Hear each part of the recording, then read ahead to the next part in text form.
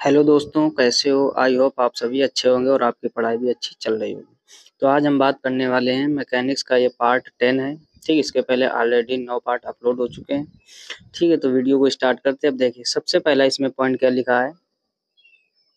एक व्यक्ति घूमते स्टॉल पर भुजाएं फैलाए बैठा है। ध्यान से समझना।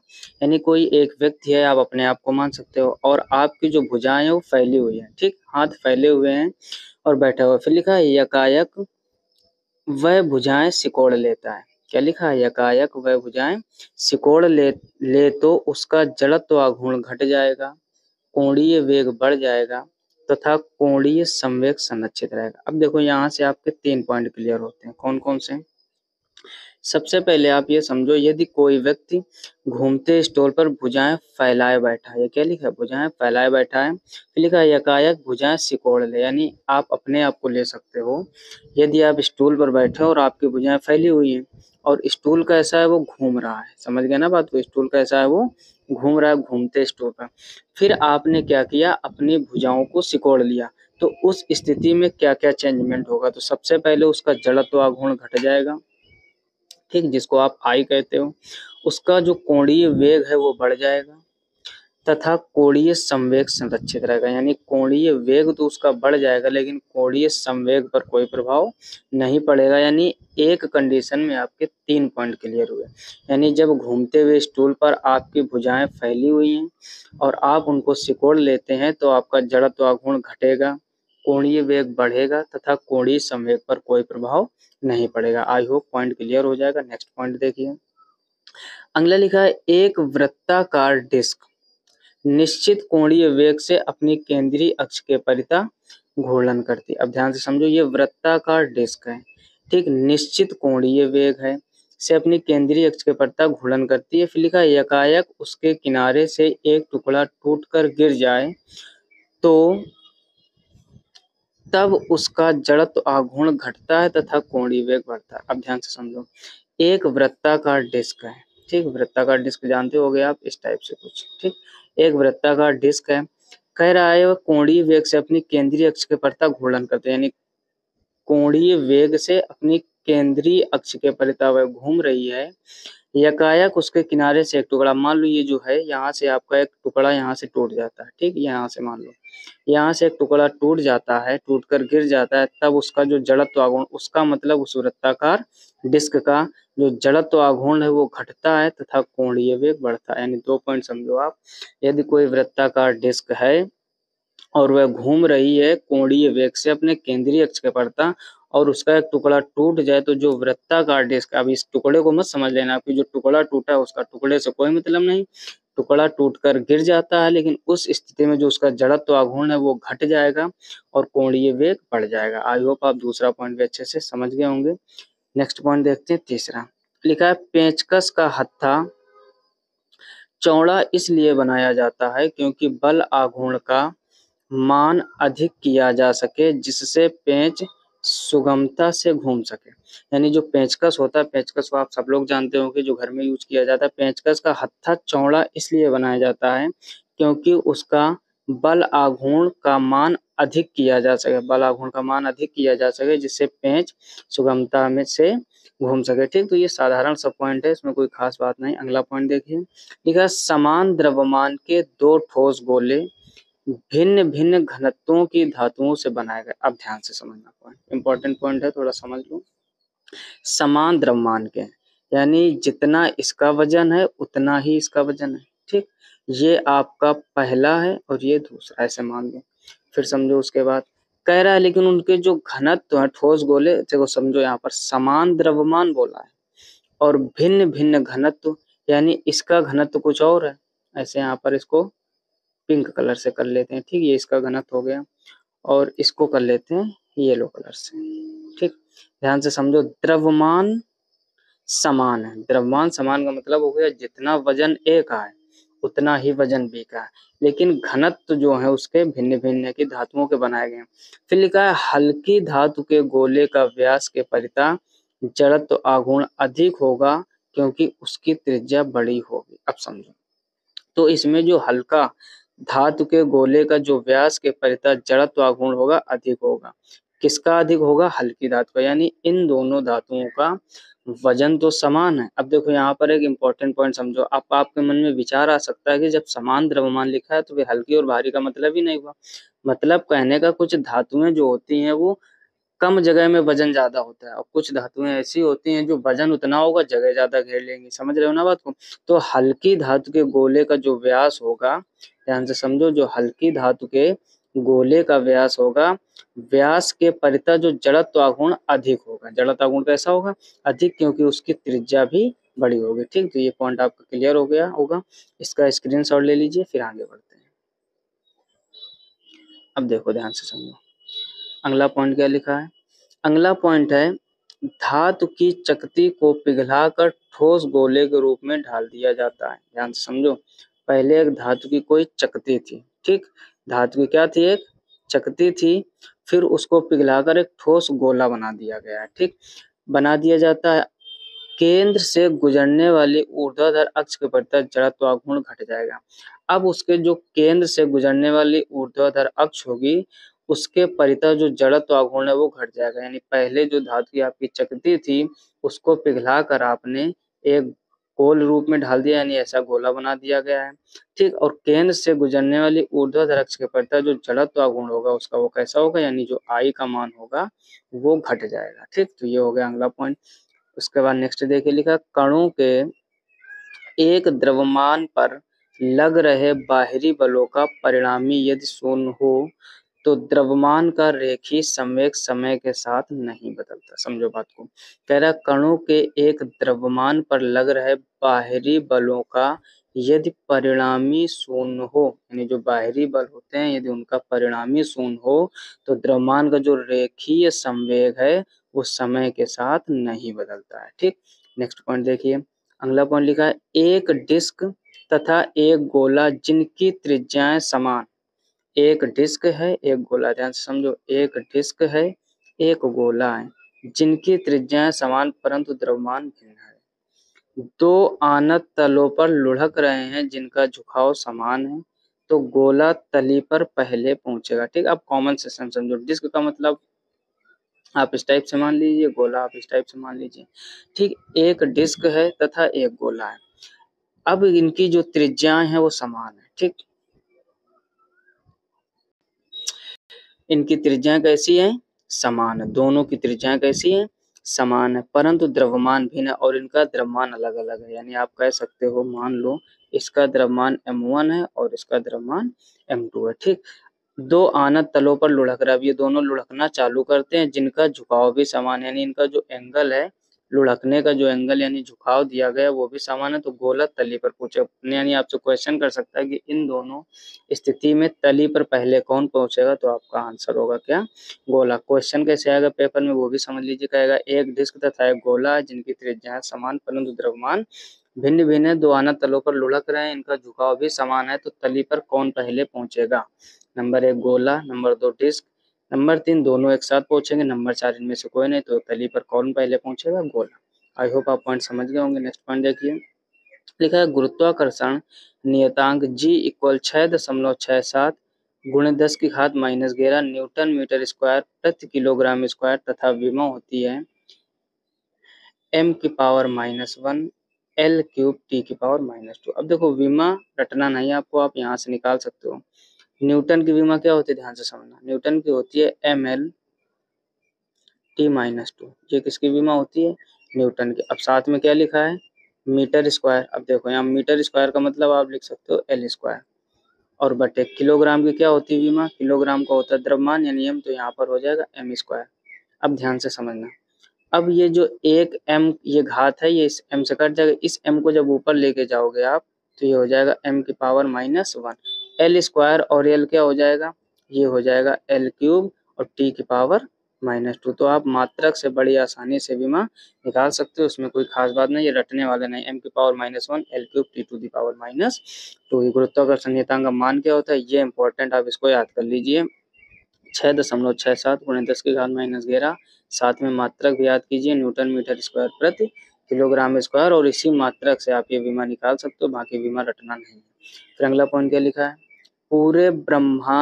पूरे ब्रह्मांड में जी का मान, ये ब्राह्मण लिखा है गलती से लिखते हैं, पूरा ब्रह्मांड होगा यहाँ पर, ठीक। पूरे ब्रह्मांड में जी का मान नियत रहता है, इसलिए इसे सार्वत्रिक गुरुत्वाकर्षण नियतांक कहते हैं। यानी जो पूरा ब्रह्मांड है आपका, उस पूरे ब्रह्मांड के लिए जो जी का मान है वो 6.67 गुणे 10 की घात -11 रहेगा, कहीं नहीं बदलेगा। चाहे आपसे चंद्रमा की बात करें, चाहे पृथ्वी तल की बात करें, कहीं चाहे अंतरिक्ष की बात करें, जी का मान कभी नहीं बदलता।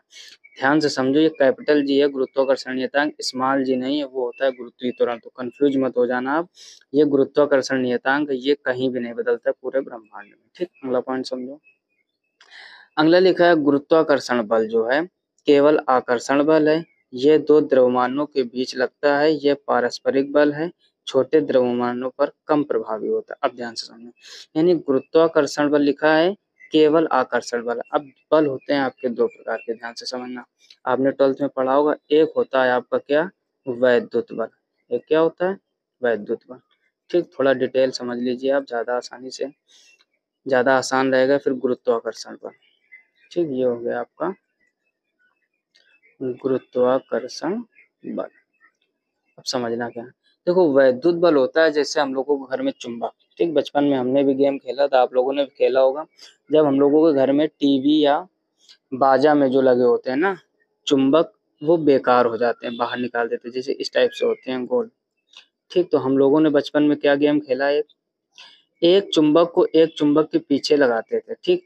अगर एक का नॉर्थ पोल है और दूसरे का साउथ पोल है, ध्यान से समझना, एक का यानी उत्तरी ध्रुव है और दूसरे का दक्षिणी ध्रुव है, तो ये दोनों आपस में चिपक जाते हैं, ठीक। लेकिन अगर एक का नॉर्थ पोल दूसरे का नॉर्थ पोल है, तो फिर ये दोनों एक दूसरे को प्रतिकर्षित करेंगे, अर्थात दूर भगाने का प्रयास करेंगे, ठीक। यानी जब समान प्रकार के ध्रुव होते हैं तब प्रतिकर्षण होता है, और जब विपरीत प्रकार के ध्रुव होते हैं तब आकर्षण होता है। आई होप आप पॉइंट समझ गए होंगे। जो वैद्युत बल होता है, वैद्युत बल में आकर्षण भी होता है, प्रतिकर्षण भी। जिन लोगों ने बचपन में ये गेम खेला होगा चुंबक के साथ में, यानी जब एक चुंबक क्या होता है आपस में चिपक जाते, फिर आप एक चुंबक को पलट दो, जैसे ही पलटोगे देखोगे कि अब एक को दूसरे के पीछे ले जाओगे तो वो आगे वाला चुंबक और आगे बढ़ता है, इसका मतलब वो उसको दूर भगा रहा है, यानी प्रतिकर्षण कर रहा है।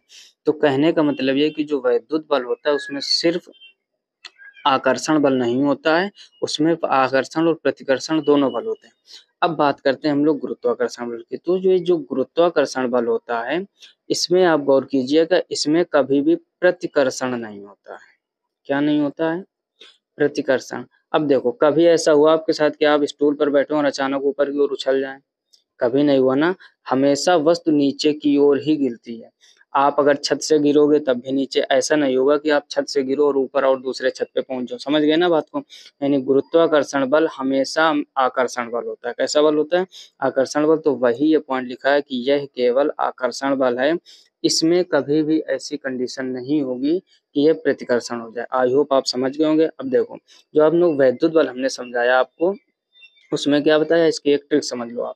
जैसे एक का हमने बोला आपसे क्या, कि एक का अगर नॉर्थ पोल है दूसरे का साउथ पोल, या पहले का साउथ पोल है और दूसरे का नॉर्थ पोल, तो हमेशा क्या होगा, आकर्षण। क्या होगा, आकर्षण। अब देखो, इसको याद करने का एक सरल तरीका समझो। जैसे मान लो एक लड़का है, बॉयज, ठीक, ध्यान से समझना, और दूसरी लड़की है यानी गर्ल। अब देखो, बॉय और गर्ल यानी ये विपरीत प्रकार के हो गए, तो विपरीत प्रकार में यानी बॉय और गर्ल में हमेशा क्या होता है, आकर्षण। क्या होता है, आकर्षण, ठीक है ना। जिसको आज की दुनिया में कह दिया जाता है कि प्रेम हो गया। समझ गए ना बात को। अब या फिर पहला मान लो गर्ल है, ध्यान से समझो, पहली मान लो ये गर्ल है और दूसरा बॉय है, तब भी क्या होगा, अट्रैक्शन फोर्स लगेगा। समझ रहे हैं ना बात को। तो एक याद करने की ये ट्रिक है, इसको गलत वे में ना लेना। हमने इस वजह से बताया, कहने का मतलब कि अगर आपके पास एक नॉर्थ पोल है और एक साउथ पोल है, यानी दोनों अलग अलग है, तो उस स्थिति में हमेशा कौन सा बल लगता है, आकर्षण बल। ठीक है, याद करने का तरीका क्या बताया कि एक गर्ल है एक बॉयज है, तो आकर्षण बल लगेगा, या फिर पहला बॉय दूसरा गर्ल है तब भी आकर्षण लगेगा। ठीक, बहुत कम ऐसे चांस होंगे कि ये भी बॉय हो और ये भी बॉय हो और आकर्षण, यानी जब एक जैसी शक्ल के आ जाए तो इनमें आपस में अट्रैक्शन नहीं होगा, तो यहाँ पर हो जाएगा प्रतिकर्षण। समझ गए ना। या फिर ये भी गर्ल है और ये भी गर्ल है, तो भी क्या हो जाएगा, प्रतिकर्षण। ये एक याद करने का तरीका है ताकि आप भूलो मत। यानी जब सेम प्रकार के हों तब प्रतिकर्षण और जब विपरीत प्रकार के हों तब आकर्षण। ठीक, ये हम लोगों ने चुंबक में पढ़ा। और यही आपने पढ़ा होगा कॉन्सेप्ट क्या, जब एक प्लस हो दूसरा माइनस हो तब क्या लगता है, अट्रैक्शन फोर्स यानी आकर्षण बल, आपने पहले चैप्टर में पढ़ा होगा। और पहला यदि माइनस है और दूसरा प्लस है तब भी क्या लगेगा, तब भी अट्रैक्शन फोर्स लगता है। ठीक, अगर ये समझ लो ये माइनस है ये भी माइनस है तब कौन सा लगेगा, तब अट्रैक्शन नहीं लगेगा, तब हो जाएगा प्रतिकर्षण। ठीक है ना।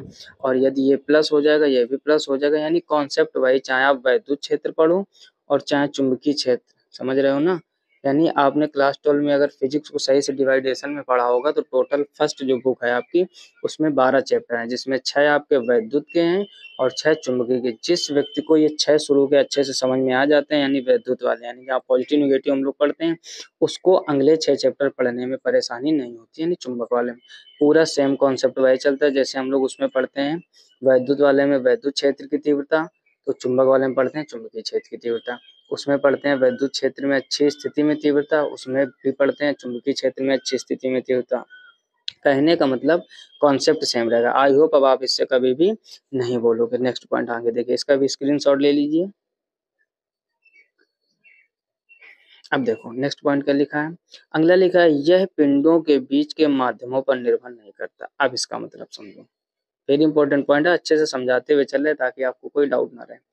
अब हमने क्या बोला, ये पिंडों के बीच के माध्यम पर निर्भर नहीं करता। जैसे मान लो आपने एक कोई भी वस्तु ली और उसको छत से छोड़ा, तो वो छत में मान लो आप तीसरी थर्ड स्टोरी पे आप खड़े हुए हैं, वहां से आपने छोड़ा तो वो नीचे गिरेगी। अब आप एक फ्लोर नीचे आ जाओ, ध्यान से समझना बात को, वहां से आपने उस वस्तु को छोड़ा वो भी नीचे गिरेगी, यानी कहीं पर भी आप वस्तु को छोड़ोगे वो हमेशा नीचे ही गिरेगी, यानी ये माध्यम पर निर्भर नहीं कर रहे। अब जो आपका वैद्युत बल होता है, यहीं पर हम वैद्युत बल क्लियर करते हुए चल रहे हैं, ध्यान से समझो। जो वैद्युत बल होता है, जैसे मान लो एक यहाँ पर हमने ये कागज रख दिया, ठीक, और एक आपका चुंबक ये रखा है, एक चुंबक ये रखा है। ठीक, अब ये मान लो इसका ये नॉर्थ पोल ये साउथ पोल, बीच में हमने कागज लगा दिया तो ये दोनों आपस में चिपक जाएंगे क्योंकि कागज उतना असरदार नहीं होगा। अब हमने आपसे क्या कहा, ये नॉर्थ पोल है और ये साउथ पोल है, ध्यान से समझना। और इसके बीच में हमने एक ये दीवार लगा दी, ये क्या लगा दी हमने, दीवार। ठीक, अब आपसे हम कहें कि यह चुंबक आपस में चिपक पाएंगे तो आपका जवाब आएगा अब नहीं चिपकेंगे, यानी कहने का मतलब अब ये दोनों बीच के माध्यम पर निर्भर कर रहे हैं, यानी जो आपका वैद्युत बल होता है वो बीच के माध्यम पर निर्भर करता है, यानी आपने जब मोटी वस्तु रख दी तो ये दोनों आपस में नहीं चिपक पा रहे हैं। लेकिन जो आपका गुरुत्वाकर्षण बल होता है ये बीच के माध्यम पर निर्भर नहीं करता। आई होप आप पॉइंट समझ गए होंगे, यानी जो वैद्युत बल है वो बीच के माध्यम पर निर्भर करता है परंतु गुरुत्वाकर्षण बल बीच के माध्यम पर निर्भर नहीं करता है। आई होप आप पॉइंट अच्छे से समझ गए होंगे। नेक्स्ट पॉइंट देखिए, लिखा है पृथ्वी तल पर भूमध्य रेखा पर गुरुत्वीय त्वरण का मान सबसे कम होता है। अब ध्यान से समझो, ये गुरुत्वीय त्वरण लिखा है यानी स्मॉल जी की बात कर रहा हूँ, स्मॉल जी का मान कितना होता है 9.8 या फिर 10 मीटर प्रति सेकेंड स्क्वायर। ठीक है, आप लिख लीजिए अपने नोटबुक में 9.8 या 10 मीटर पर, दोनों ही सही माने जाते हैं। तो गुरुत्वीय त्वरण जब बात करें तो आप इसको ध्यान से समझो, ये स्मॉल जी की बात कर रहा है ना कि गुरुत्वाकर्षण बल की। ठीक, कंफ्यूज मत हो जाना इसमें। फिर उसके आगे कह रहा है, फिर ये इसका देखो फार्मूला लिखा हुआ है जी माइनस आर ओमेगा, तथा जैसे जैसे ध्रुवों की ओर बढ़ते हैं गुरुत्वीय त्वरण का मान भी बढ़ता जाता है, ध्रुवों पर गुरुत्वीय त्वरण का मान सबसे अधिक हो जाता है। ध्यान से समझो, कह रहा है कि पृथ्वी तल पर भूमध्य रेखा पर गुरुत्वीय त्वरण का मान सबसे कम होता है। अब एग्जाम में आपसे पूछा जाता है कि पृथ्वी तल पर किस स्थान पर गुरुत्वीय त्वरण का मान सबसे कम होता है, आपको ऑप्शन दिया जाएगा भूमध्य रेखा पर, ध्रुवों पर, ठीक है ना, पृथ्वी तल या दोनों पर कह देगा या इनमें से कोई नहीं। तो पृथ्वी तल पर जो भूमध्य रेखा होती है वहां पर जी का मान सबसे कम होता है। फिर जैसे जैसे हम लोग ध्रुवों की ओर बढ़ते हैं गुरुत्वीय त्वरण का मान भी बढ़ता है, ध्रुवों पर गुरुत्वीय त्वरण का मान सबसे अधिक जी होता है। इसके दो कारण, नंबर एक पृथ्वी का ध्रुवों पर चपटा होना और पृथ्वी का अपने अक्ष के परितः घूमना। यानी ये क्यों बढ़ता है ध्रुवों की ओर जाने पर, इसके दो कारण है। कौन कौन से, नंबर एक कारण है पृथ्वी का ध्रुवों पर चपटा होना, यानी पृथ्वी जो है ध्रुवों पर चपटी, तभी तो हमने आपको बताया था इसके पहले वाले लेक्चर में कि पृथ्वी एकदम गोल नहीं है, पृथ्वी अंडाकार है। क्लियर हुआ पॉइंट। और दूसरा, पृथ्वी अपने अक्ष के परितः घूमती है, यानी पृथ्वी देखो दो गति करती है, एक अपने अक्ष के परितः घूमती है और एक परिक्रमण गति करती है, यानी एक सूर्य के आसपास भी घूमती है और एक अपने अक्ष पर स्वयं घूमती है। ठीक, तो इसके दो संभव है कारण, तभी ध्रुवों की ओर जाने पर पृथ्वी त्वरण का मान बढ़ता है और वो क्या हो जाता है, जी हो जाता है। ठीक, जब बढ़कर कितना हो जाता है, जी। और भूमध्य रेखा पर कितना होता है, आर ई ओमेगा स्क्वायर, किससे घटा दोगे आप, जी से, यानी G minus r omega square. Next point क्या है, लिखा है यदि पृथ्वी अपनी अक्ष के परितः घूमना बंद कर दे, यानी ओमेगा 0 हो जाए, तब ध्रुवों के अतिरिक्त सभी स्थानों पर गुरुत्वीय त्वरण का मान बढ़ जाता है, जिससे पिंड के भार में वृद्धि हो जाएगी तथा दिन रात नहीं बदलेंगे। कहने का मतलब, जो पृथ्वी अपनी अक्ष के परितः घूम रही है, यानी सूर्य के आसपास घूम रही, उसकी चर्चा हम नहीं कर रहे हैं। पृथ्वी जो अपनी जगह पर घूम रही है, यदि घूमना बंद कर दे, यानी ओमेगा 0 हो जाए, तब ध्रुवों के अतिरिक्त सभी स्थानों पर पृथ्वी त्वरण का मान बढ़ जाएगा। ध्रुवों पर नहीं बढ़ेगा, वहां तो ऑलरेडी बढ़ा हुआ है, तभी तो जी होता है। तो ध्रुवों के अतिरिक्त सभी स्थानों पर गुरुत्वीय त्वरण का मान बढ़ जाता है, जिससे पिंड के भार में वृद्धि हो जाएगी तथा दिन रात नहीं बदलेंगे। ठीक, तो आई होप आप ये पॉइंट समझ गए होंगे। जल्दी से स्क्रीनशॉट ले लीजिए। यदि वीडियो अच्छा लगा हो तो वीडियो को लाइक कर दीजिए। चैनल पर पहली बार हो तो चैनल को सब्सक्राइब करके अपने दोस्तों में शेयर कर लीजिए, ताकि उनको भी इस टाइप का नॉलेज मिलता रहे। मिलते हैं नेक्स्ट वीडियो में, तब तक के लिए जय हिंद।